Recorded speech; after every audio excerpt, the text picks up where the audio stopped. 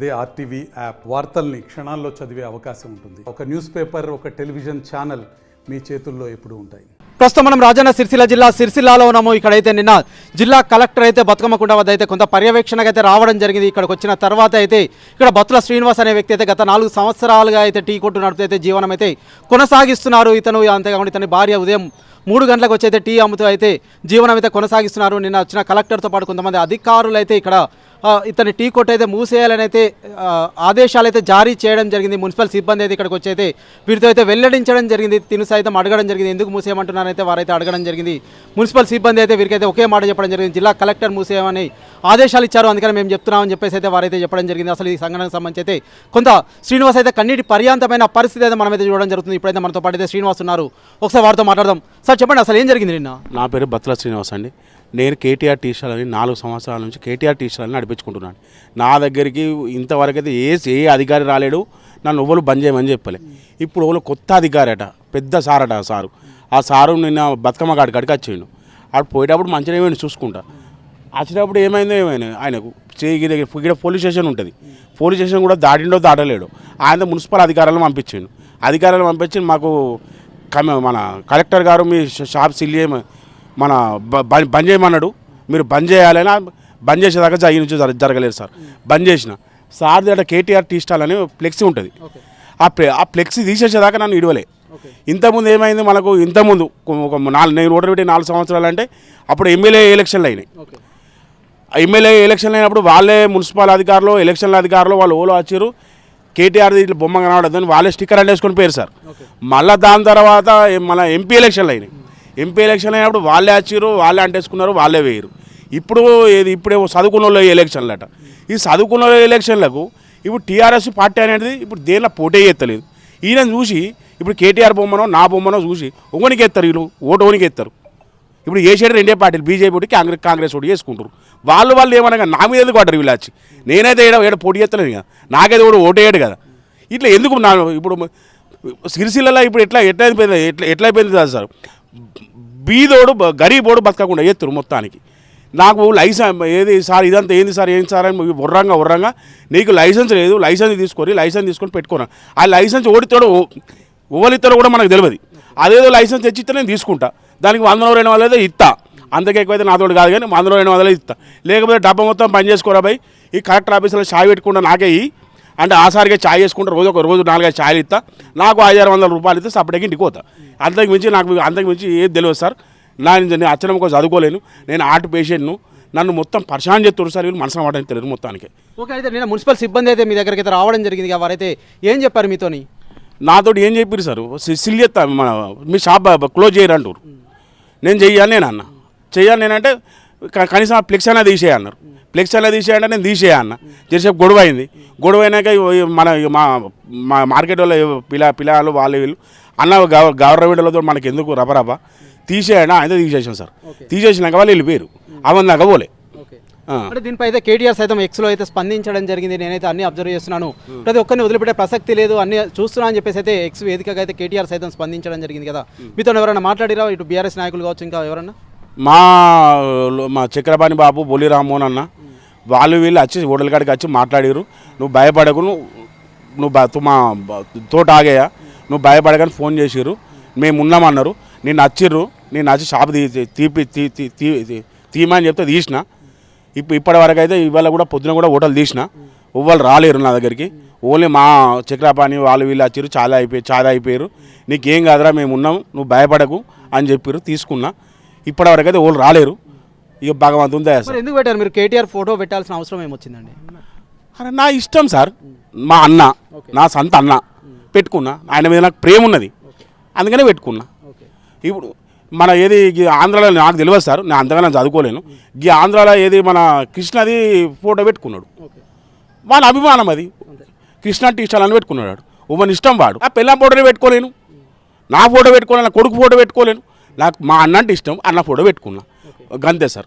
ఎన్ని గంటలకు వస్తారండి? అంటే మామూలుగా మీరు ఉదయం ఎన్ని గంటలకు వస్తారు, ఎప్పటి నుంచి ఎప్పటి వరకు అయితే వ్యాపారం అయితే కొనసాగుతుంది ఇక్కడ? సార్ మేము మబ్బులో 2:30కి లేస్తాం సార్. మబ్బులో 2:30కి లేచి నేను ఆ నుంచి ఇక్కడికి వచ్చేవరకల్లా నా ఛాయ్ వరకల్లా 3 అవుతుంది సార్. 3 గంటల నుంచి మా మార్కెట్ స్టార్ట్ అవుతుంది. దొంగ రాత్రి చాలా అవుతుంది మార్కెట్. పొద్దున్న 10 గంటల వరకల్లా క్లోజ్ అవుతుంది సార్. 9:30, 10 దాని తర్వాత ఈ వాగులకు ఎవ్వడు రాడు మేము ఉన్న గిరాకి కాదు. ఇప్పుడు మీరు వచ్చారు కదా సార్, ఇప్పుడు ఎంత సార్ 11 అయితే 11, 12 అవుతుంది. ఓళ్ళని కనబడుతుంది సార్ మార్కెట్. నీళ్ళు రాదని కూడా రాడు వీడికి. ఏమున్నాయి 2-3 గంటల ఆటకు నేను దిగి లైసెన్స్ తీసుకున్నట్టు, అది తీసుకున్నట్ట, ఇది తీసుకున్నట్ట, నన్ను బతుకుమంటారా సాగుమంటారా నాకు ఏం అర్థమవుతలేదు సార్. మున్సిపల్ కమిషనర్తో మాట్లాడారా అంటే ఏమన్నా ఏం చెప్పారు మీకైతే? నాకు మున్సిపల్ కమిషనర్ నాతో మాట్లాడలేడు సార్, కలెక్టర్ గారు నాతో మాట్లాడలేరు. ఏమైంది, మున్సిపల్ పనిచేసే వాళ్ళు జాబర్స్ ఉంటారు కదా సార్, ఆ జాబర్స్ ఇద్దరు వచ్చారు ఇక్కడికి, నా టీ స్టాల్ కాడికి వచ్చారు. టీ స్టాల్ కాడికి వచ్చి మాకు కలెక్టర్ గారు మీ హోటల్లో బంద్ చేయమన్నారు, మీరు బంద్ చేయండి సార్ అన్నారు. బంద్ చేయరంటే నాకు ఒక 10 నిమిషాలు ఏం మాట్లాడాలో అర్థం కాలే. ఇక ఇక్కడ మన ఛాయదానికి వచ్చిన వాళ్ళు వాళ్ళే మాట్లాడారు, ఎందుకు బంద్ చేయాలి అది ఇది అంటే, నాకు అది లైసెన్స్ లేదు, ఆ లైసెన్స్ తీసుకోమన్నారు సార్ అంటే, ఆ లైసెన్స్ ఎవరు ఇస్తారో తెలియదు. కానీ ఇప్పుడైతే అధికారులు అయితే ఒకటైతే వెల్లడించడం జరిగింది. ఎలక్షన్ కోడ్ అమల్లో ఉన్న నేపథ్యంలో అయితే కేవలం ఫ్లెక్సీలు తీయడానికి అయితే చెప్పడానికి వచ్చిన అధికారులు అయితే కొంత కన్ఫ్యూజ్ అయ్యారు. దానివల్లే మూసేయమని చెప్పారని చెప్పేసి అయితే కమిషనర్ అయితే చెప్పినట్టు కొంత సోషల్ మీడియాలో ప్రచారం అయితే కొనసాగుతుంది. మీకు తెలుసా ఆ విషయం? తెలియదు సార్, తెలియదు. దానికి ఎలక్షన్లకు దీనికి ఏం సంబంధం సార్? ఆ ఫ్లెక్సీకి ఏం సంబంధం?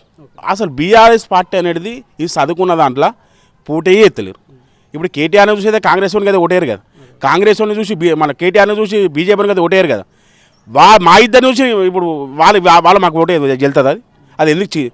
ఇదంతా వేస్ట్ పుకారా సార్. ఇక్కడికి వచ్చిన జిల్లా కలెక్టర్ అయితే ఎవరికైతే ట్రేడింగ్ లైసెన్స్ లేదో వారిపై మాత్రమే షాపులు మూసేయాలని కోరడం జరిగింది. కానీ ఇక్కడికి వచ్చిన అధికారులు అయితే కొంత సమన్వయ లోపం వల్ల అయితే మీ షాప్ మూసేయమన్నట్లయితే కొంత మీకు సమాచారం అందించారు. కేవలం ఇప్పుడు ఎలక్షన్ కూడా అమల్లో ఉన్న నేపథ్యంలోనే వాటికి స్టిక్కర్ వేయాలని మాత్రమే తెలియాల్సింది పోయి మీ షాప్ మూసేయమన్నారని చెప్పేసి అయితే కొంత ప్రచారం అయితే కొనసాగుతుంది. దీనికి సంబంధించి ఏం చెప్తారు సార్? సార్ నిజమే కదా సార్ ప్రచారం జరిగేది.